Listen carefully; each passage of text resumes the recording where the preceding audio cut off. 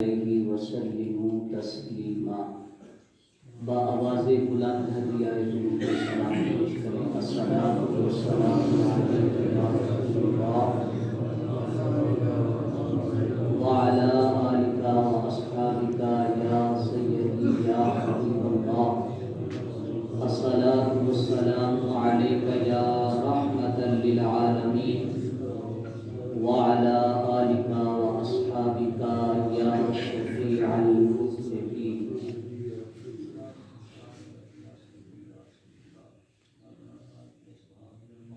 درود و سلام پڑھنا یہ وظیفہ خدا بندی ہے، یہ سنت ملائکہ ہے۔ اللہ پاک بڑا غیرت مند پروردگار ہے، وہ اور کسی معاملے میں شراکت کو پسند نہیں کرتا، کسی بھی معاملے میں شراکت کو پسند نہیں فرماتا، لیکن درود و سلام ایک ایسا وظیفہ اور عمل ہے کہ اللہ پاک فرشتوں کو اور بندوں کو بھی اپنے ساتھ شامل کر لیتا ہے، شراکت بھی کرتا ہے اور شرک بھی نہیں ہونے دیتا۔ تو درود و سلام وظیفہ خدا بندی ہے۔ ارشاد باری تعالی ہے یسبح للہ ما فی السماوات و ما فی الارض، کائنات ارض و سما کا ذرہ ذرہ، پتا پتا، قطرہ قطرہ اللہ پاک کی تسبیح کر رہا ہے۔ کائنات کا ذرہ ذرہ، پتا پتا اللہ رب العالمین کی تسبیح کر رہا ہے۔ زمین و زمان اسی کے ذاکر، مکین و مکان اسی کے ذاکر، عرش و فرش اسی کے ذاکر، لوح و قلم اسی کے ذاکر، مشرق و مغرب اسی کے ذاکر، شمال و جنوب اسی کے ذاکر، عرش و فرش اسی کے ذاکر، جن و بشر اسی کے ذاکر، ہر خشک و تر اسی کے ذاکر، کائنات کا پتا پتا، قطرہ قطرہ اللہ کا ذکر کر رہا ہے، اس کی تسبیح کر رہا ہے۔ مگر قربان جاؤں مقام مصطفیٰ پر، قربان جاؤں شان مصطفیٰ پر، عظمت مصطفیٰ پر، ساری کائنات اللہ کی تسبیح کر رہی ہے، اور وہ وحدہ لا شریک فرماتا ہے ان اللہ و ملائکتہ یصلون علی النبی، ساری کائنات میرا ذکر کر رہی ہے، میں اور میرے ملائکہ اپنے محبوب پہ درود بھیج رہے ہیں۔ ساری کائنات میرا ذکر کر رہی ہے، مگر میں اور میرے فرشتے اپنے محبوب پر درود بھیج رہے ہیں۔ یا ایھا الذین آمنوا صلوا علیہ وسلموا تسلیما، اے ایمان والو تم بھی میرے نبی پہ درود و سلام پڑھو۔ تو احباب دی وقار، جب بندہ مومن درود و سلام پڑھے تو بندہ مومن کا حسن ظن اور یقین کامل یہ ہونا چاہیے کہ جب غلام حضور پر درود پڑھتا ہے تو اللہ پاک ثواب دیتا ہے، جب غلام میرے نبی پہ سلام پڑھتا ہے تو مدینے کا تاجدار جواب دیتا ہے۔ قطرہ قطرہ درود پڑھتا ہے، قطرہ قطرہ درود پڑھتا ہے، ذرہ ذرہ درود پڑھتا ہے، میرے نبی کی ذات پہ سائن میرا اللہ درود پڑھتا ہے۔ احباب دی وقار، اسی ذوق شوق میں ڈوب کر ایک مرتبہ با آواز بلند پھر ہدیہ درود و سلام پیش کریں. الصلاۃ والسلام علیک یا رسول اللہ وعلی آلک واصحابک یا سیدی یا حبیب اللہ. الصلاۃ والسلام علیک یا خاتم النبیین وعلی آلک واصحابک یا رحمۃ للعالمین.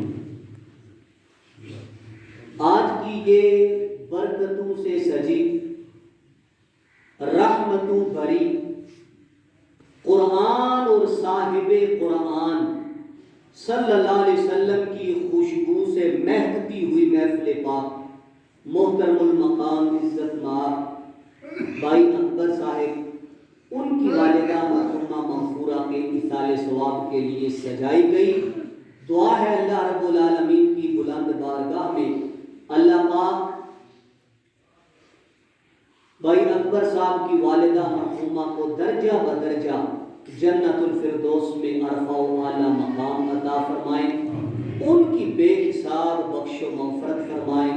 ان کے درجات کو بلند فرمائیں. ان کی قبر پر رحمت اور رضوان کے پھول برسائیں. آمین یا رب العالمین. وقت کی نزاکت میرے پیش نظر ہے.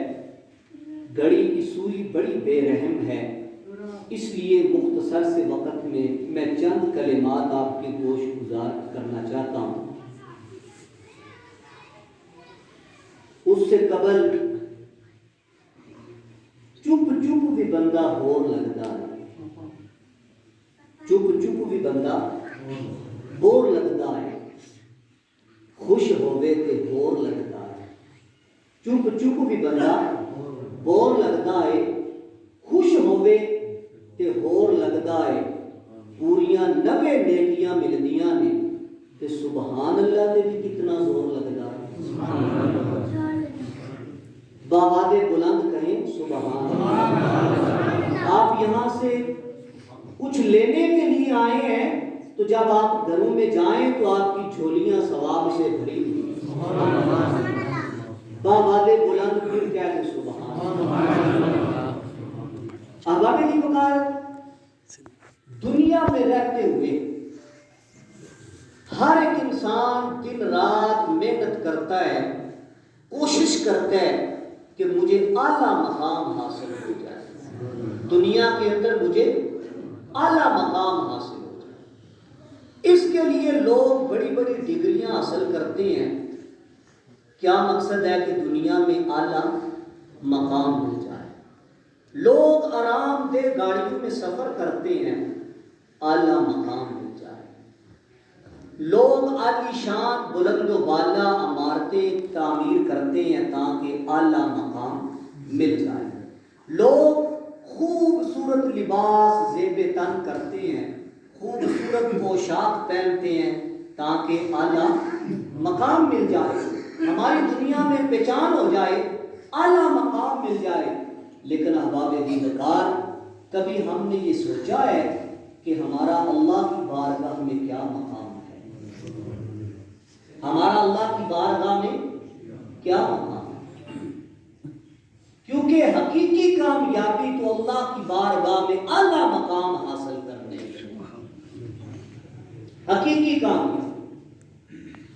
میں تو کہتا ہوں اگر کسی کے پاس پہننے کے لیے اچھا لباس نہیں کوئی عیب کی بات نہیں. کسی کے پاس سفر کرنے کے لیے گاڑی نہیں کوئی عیب کی بات نہیں. کسی کے پاس رہنے کے لیے ذاتی مکان نہیں کوئی عیب کی بات نہیں. لیکن اگر اللہ کی بارگاہ میں آپ کا کوئی مقام نہیں تو یہ عیب کی بات ہے، یہ افسوس کی بات ہے. اور اگر آپ اللہ کی بارگاہ میں اعلیٰ مقام حاصل کرنے کے لیے نیک اعمال کر رہے ہیں، 5 وقتہ نماز ادا کر رہے ہیں، حقوق العباد ادا کر رہے ہیں، تو اللہ کی عزت و جلال کی قسم قارون کے خزانے بھی آپ کا مقابلہ نہیں کر سکتے. قارون کے خزانے بھی آپ کے مقام کا مقابلہ اگر آپ کا اللہ کی بارگاہ میں مقام ہے۔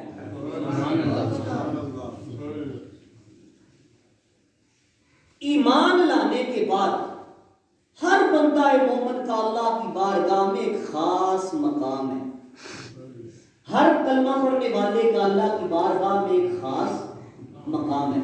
حضور صلی اللہ علیہ وسلم جب طواف کعبہ فرمایا تو آپ نے طواف کعبہ کرنے کے بعد بیت اللہ کی طرف چہرہ کر کے فرمایا، اے بیت اللہ تو بڑی عظمت والا ہے، بڑا معزز ہے، اللہ کی بارگاہ میں تیری بڑی شان ہے، کیونکہ تو اللہ کا گھر ہے، لیکن تیرا مقام میرے امتی سے زیادہ نہیں۔ تیرا مقام اللہ کی بارگاہ میں میرے امتی سے زیادہ۔ بابا علی وقار کلمہ پڑھ لینے کے بعد ہر بندہ مومن کا اللہ کی بارگاہ میں ایک خاص مقام ہے، لیکن جیسے جیسے بندہ نیک اعمال کرتا جاتا ہے، سبحان اللہ، جیسے جیسے بندہ نیک اعمال کرتا جاتا ہے، جیسے جیسے بندہ اچھے اخلاق اپناتا جاتا ہے، جیسے جیسے بندہ حقوق العباد ادا کرتا جاتا ہے، ویسے ویسے بندے کا مقام اللہ کی بارگاہ میں بڑھتا چلا جاتا ہے۔ بندہ اس مقام پہ پہنچ جاتا ہے۔ حدیث قدسی ہے، میرے نبی نے فرمایا یتقرب الی عبدی بالنوافل، عبادات کے ذریعے، حسن اعمال کے ذریعے، نیک اعمال کے ذریعے بندہ اللہ کی بارگاہ میں اتنا اونچا ہو جاتا ہے، اس کا مقام اتنا اونچا ہو جاتا ہے، حتی احبہ، اللہ اس بندے کو اپنا محبوب بنا لیتا ہے۔ عبادات کے ذریعے، نیک اعمال کے ذریعے بندہ اللہ کی بارگاہ میں اس طرح اوپر چلتا جاتا ہے کہ اللہ پاک اس کو اپنا محبوب بنا لیتا ہے۔ اللہ پاک اس کو اپنا محبوب بنا لیتا ہے۔ فَإِذَا أَحْبَبْتُهُ، جب اللہ اس کو اپنا محبوب بناتا ہے، وَبَصَرَهُ الَّذِي يُبْصِرُ بِهِ، اس کا مقام اتنا اونچا ہو جاتا ہے، اللہ فرماتا ہے میں اس کی آنکھ بن جاتا ہوں، میں اس کی آنکھ بن جاتا ہوں۔ وَسَمْعَهُ الَّذِي يَسْمَعُ بِهِ، میں اس کا کان بن جاتا ہوں جس سے وہ سنتا ہے۔ وَيَدَهُ الَّتِي يُبْطِشُ بِهَا، میں اس کا ہاتھ بن جاتا ہوں جس سے وہ پکڑتا ہے۔ وَرِجْلُهُ الَّتِي يَمْشِي بِهِ، میں اس کا پاؤں بن جاتا ہوں جس سے وہ چلتا ہے۔ ایمان سے بتائیں، جس کی آنکھ اللہ کی آنکھ بن جائے اس کا مقام کیا ہوگا؟ جس کے کان اللہ کے کان بن جائیں، پیچھے اللہ کی طاقت آ جائے، اس لیے کہ جب بندہ مومن اپنے اعضاء کو مسلسل اللہ کی فرما برداری میں لگا دیتا ہے، اللہ کے کاموں میں لگاتا ہے، اخلاص کے ساتھ اللہ کے کاموں میں لگاتا ہے، اسے اپنے کان سے ہر سمت اللہ ہی کی آواز سنائی دیتی ہے۔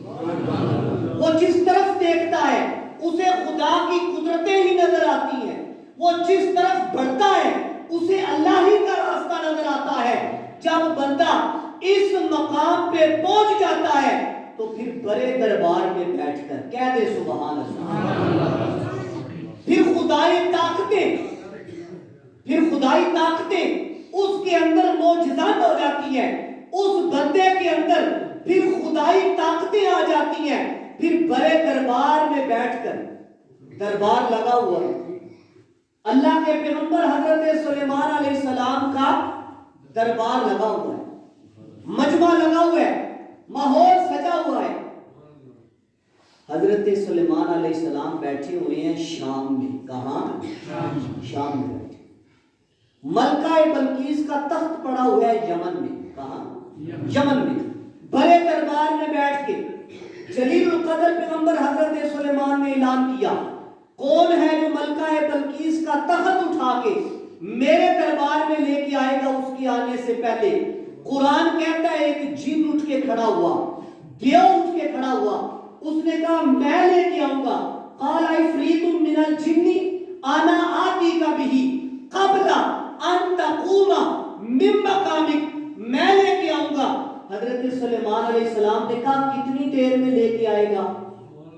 جن کہنے لگا یہ نشست ختم ہونے سے پہلے لے آؤں گا،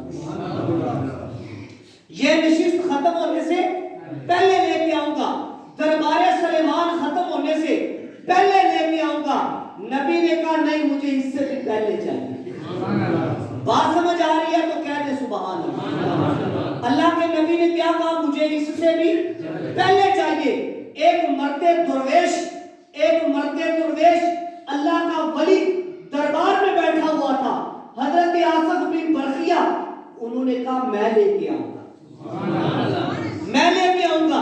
اللہ کے نبی نے کہا کتنی دیر میں لے کے آئے گا؟ قرآن کہتا ہے بڑے دربار میں بیٹھ کے آصف بن برخیہ نے کہا قال الذی عنده علم من الکتاب انا آتیک بہ قبل ان یرتد الیک طرفک۔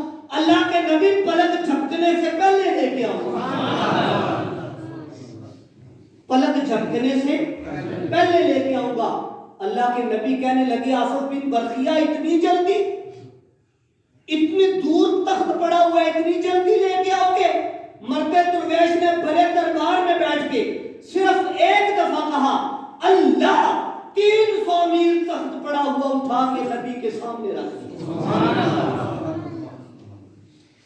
پلک جھپکنے سے پہلے۔ جب اللہ آنکھ بن جاتا ہے تو پھر مرد درویش 300 میل کے فاصلے سے اٹھا کے تخت پلک جھپکنے سے پہلے نبی کے سامنے پیش کرتا ہے۔ احباب عزیز، جب اللہ کی قدرتیں بندے کے اندر آ جاتی ہیں، جب بندے کے اندر اللہ رب العالمین کی طاقتیں آتی ہیں، اس کی قوت و طاقت کا یہ عالم ہوتا ہے۔ کنعان میں بیٹھ کر، کہاں؟ کنعان میں بیٹھ کے حضرت یعقوب علیہ السلام مصر سے چلتی ہوئی قمیض یوسفی کی خوشبو سونگھ لیتے ہیں، قمیض یوسفی کی خوشبو محسوس کر لیتے ہیں۔ 3 میل کے فاصلے پہ حضرت سلیمان علیہ السلام چمٹی کی آواز سن لیتے ہیں اور کہتے ہیں فتبسم ضاحکا من قولہا، اے میرے پروردگار تیرا شکر ہے۔ 3 میل کے فاصلے پہ نبی چمٹی کے چلنے کی آواز سن لیتے ہیں۔ احباب ذی وقار، بات یہ ہے بندہ اللہ کی بارگاہ میں اعلیٰ مقام کیسے حاصل کرے؟ یتقرب الی عبدی بالنوافل، کثرت عبادت کے ذریعے، کثرت عبادات کے ذریعے، نیک اعمال کے ذریعے، اچھے اخلاق کے ذریعے بندہ اللہ کے اتنا قریب چلا جاتا ہے، آنکھ اس کی ہوتی ہے، پیچھے طاقت اللہ کی، آنکھ اس کی ہوتی ہے، پیچھے طاقت اللہ کی ہوتی ہے، کان اس کے ہوتے ہیں، آواز پیچھے اللہ کی ہوتی ہے، پاؤں اس کے ہوتے ہیں، طاقت پیچھے اللہ کی ہوتی ہے، آواز اس کی ہوتی ہے اور پیچھے طاقت۔ ہزاروں میل کے فاصلے پہ حضرت عمر بن خطاب رحمۃ اللہ علیہ مسجد نبوی میں بیٹھ کے خطبہ کرتے ہیں۔ جب بندہ اللہ کے اتنا قریب ہوتا ہے، مسجد نبوی کے منبر پہ بیٹھ کے حضرت عمر بن خطاب جمعے کا خطبہ ارشاد فرما رہے ہیں، جمعے کا دن ہے، خطبہ پڑھ رہے ہیں، خطبہ پڑھتے پڑھتے حضرت عمر کہتے ہیں یا ساریہ الجبل، اے ساریہ پہاڑ سے پیچھے ہٹ جاؤ۔ حضرت علی کہتے ہیں میں قریب بیٹھا ہوا تھا، میں نے کہا ساریہ تو مقام نہامت میں جنگ لڑ رہے ہیں اور امیر المومنین منبر پہ بیٹھ کے کیا کہہ رہے ہیں یا ساریہ الجبل، یا ساریہ الجبل، ساریہ پہاڑ سے پیچھے ہٹ جاؤ۔ احباب ذی وقار، جب حضرت ساریہ مقام نہامت سے مدینہ منورہ پہنچے، حضرت علی نے پوچھا اے ساریہ جمعے کے دن تمہیں کوئی آواز سنائی دی؟ جمعے کے دن تمہیں کوئی آواز سنائی دی؟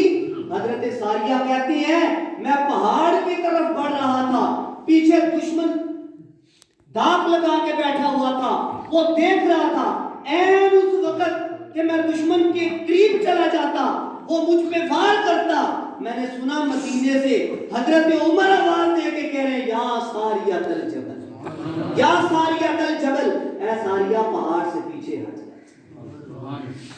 احباب ذی وقار، یتقرب الی عبدی بالنوافل، دنیا میں رہتے ہوئے آپ جائز طریقے سے جو چاہیں کمائیں، دنیا کمائیں، عہدہ کمائیں، منصب مکائیں، جو چاہے دولت حاصل کریں، جائز طریقے سے آپ جو چاہے کمائیں، شریعت منع نہیں کر رہی، آپ دنیا میں جو چاہے اعلیٰ مقام حاصل کریں، لیکن قسم ہے رب ذوالجلال کی، اللہ کی بارگاہ میں اصل اعلیٰ مقام اسی کا ہے، حقیقی مقام اسی کا ہے، اصل مقام اعلیٰ اسی کا ہے کہ جب دنیا سے جائے تو اس کے لبوں پہ مسکراہٹ، لوگ رو رہے ہوں اور وہ مسکرا رہے، جب قبر میں پہنچے اس کی قبر روشن ہو جائے، جب فرشتے کہیں ما کنتا تقول فی حق ھذا الرجل، اے قبر میں آنے والے اس عظیم ہستی کے بارے میں تو کیا جانتا ہے، اسے نہ بتانا پڑے، میرے نبی خود کہہ دیں اس سے کیا پوچھتے ہو یہ کون ہے، میں بتاتا ہوں آنے والا کون ہے۔ یہ اعلیٰ مقام ہے، اعلیٰ مقام یہ ہے کہ آپ حشر کے میدان میں جائیں تو آپ کا مال نامہ آپ کے دائیں ہاتھ میں دے دیا جائے، اصل اعلیٰ مقام یہ ہے، قیامت کے دن وسیق الذین اتقوا ربہم الی الجنۃ زمرا، آپ ہنستے مسکراتے جنت کے بالا خانوں میں پہنچ۔ یہ تمام چیزیں اپنی جگہ دنیا کے اندر، میں بتانا یہ چاہتا ہوں اللہ کی بارگاہ میں اعلیٰ مقام کن چیزوں سے احباب ذی وقار حاصل ہوتا ہے۔ اللہ پاک نے قرآن پاک میں فرمایا یا ایھا الناس انا خلقناکم من ذکر و انثی، جی یا ایھا الناس انا خلقناکم من ذکر و انثی، اے لوگوں میں نے تمہیں ایک مرد اور ایک عورت سے پیدا کیا، وَجَعَلْنَاكُمْ شُعُوبًا وَقَبَائِلَ، پھر میں نے تمہاری ذاتیں اور تمہارے قبیلے بنائے تاکہ تم پہچانے جاؤ، پھر میں نے تمہارے قبیلے بنائے، تمہاری ذات بنائی تاکہ تم پہچانے جاؤ، ان اکرمکم عند اللہ اتقاکم، لیکن اللہ کی بارگاہ میں سب سے زیادہ معزز، مکرم، اشرف وہ ہے جو سب سے بڑا پرہیزگار ہے۔ ان اکرمکم عند اللہ اتقاکم، سب سے بڑا متقی، اللہ کی بارگاہ میں سب سے بڑا معزز، اشرف، اکرم، اجمل، احسن وہ ہے جو بڑا پرہیزگار ہے، جو متقی ہے، وہ اللہ کی بارگاہ میں معزز ہے۔ معزز وہ نہیں جو ووٹ لے کے اسمبلی ہال میں پہنچ گیا، اللہ کی بارگاہ میں معزز وہ نہیں جو پرائم منسٹر اور پریزیڈنٹ بن گیا، معزز وہ نہیں جو پائلٹ اور منسٹر بن گیا، اللہ کی بارگاہ میں افضل وہ نہیں جو پروفیسر، ڈاکٹر اور انجینئر بن گیا۔ ان اکرمکم عند اللہ اتقاکم، اللہ کی بارگاہ میں معزز اور اعلیٰ مقام اس کا ہے جس نے تقوی والی زندگی گزاری، جو متقی بن گیا۔ احباب ذی وقار، تقوی کیا ہے؟ متقی کون ہے؟ متقی وہ ہے جو دنیا میں رہتے ہوئے عدل و انصاف کا ترازو قائم رکھے، متقی وہ ہے جو اللہ کی حرام کردہ اور مشکوک چیزوں کو چھوڑ دے، متقی وہ ہے جو انٹرنیٹ، کیبل، موبائل کی فحاشی سے خود کو بچا لے، متقی وہ ہے جو بے پردگی، فحاشی اور فیشن سے اپنے آپ کو بچائے، متقی وہ ہے جو گناہوں سے بچ کے اللہ کی بارگاہ میں نیک اعمال کرتا رہے، وہ حقیقی متقی ہے۔ اللہ رب العالمین ہم سب کو تقوی کی دولت عطا فرمائے۔ اب ابھی دیکھتا سب سے بڑا اللہ کی بارگاہ میں معزز وہ ہے جو متقی ہے، جو پرہیزگار ہے۔ مسجد نبوی ہے، انوار عزتی ہے، صحابہ کا جمع غفیر ہے، رحمت رب قدیر ہے، مجمع لگا ہوا ہے، ماحول سجا ہوا ہے۔ حضرت معاذ بن جبل رضی اللہ عنہ، صحابی رسول معاذ بن جبل رضی اللہ عنہ، امام احمد بن حنبل رحمۃ اللہ علیہ نے مسند احمد میں اس روایت کو نقل کیا، اور بھی محدثین اور مفسرین نے یہ روایت نقل کی۔ حضرت معاذ بن جبل رضی اللہ تعالیٰ عنہ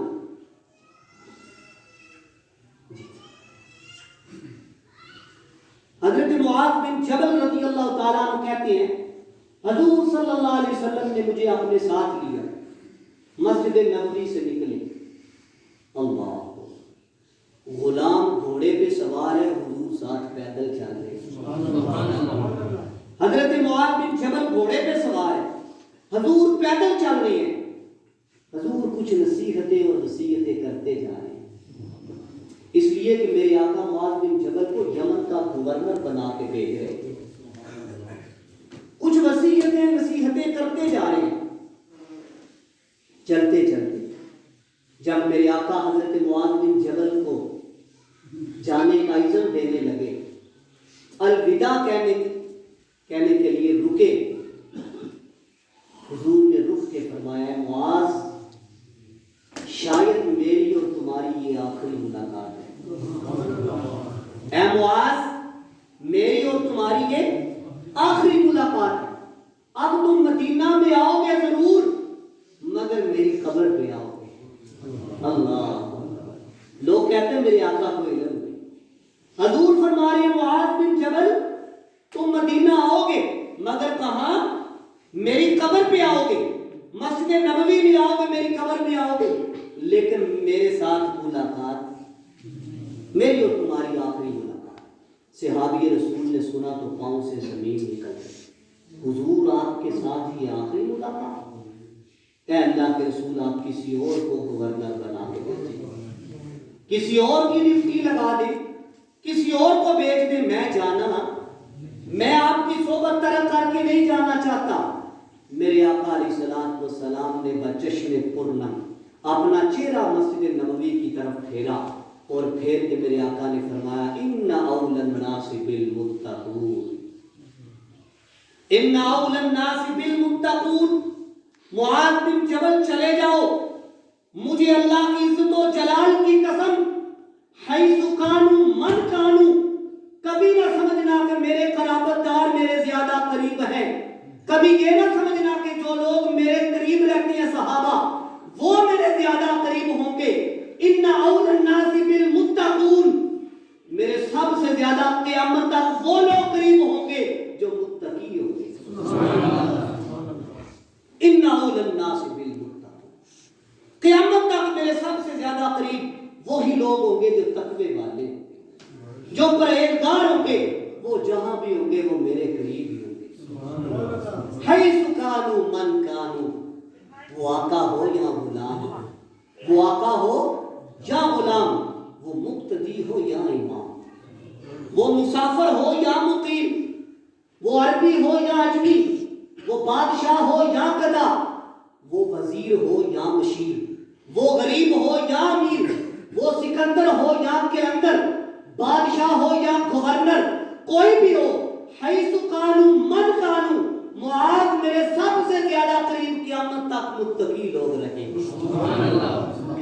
وہ دنیا کے کسی حصے میں بھی ہوں گے وہ میرے قریب ہی ہوں گے، وہ میری قرابت میں ہی رہیں گے اور وہی لوگ میری شفاعت کے حقدار رہیں گے۔ تو احباب عزیزگار، اللہ پاک کا قرب حاصل کرنے کے لیے کیا ٹائم ہو گیا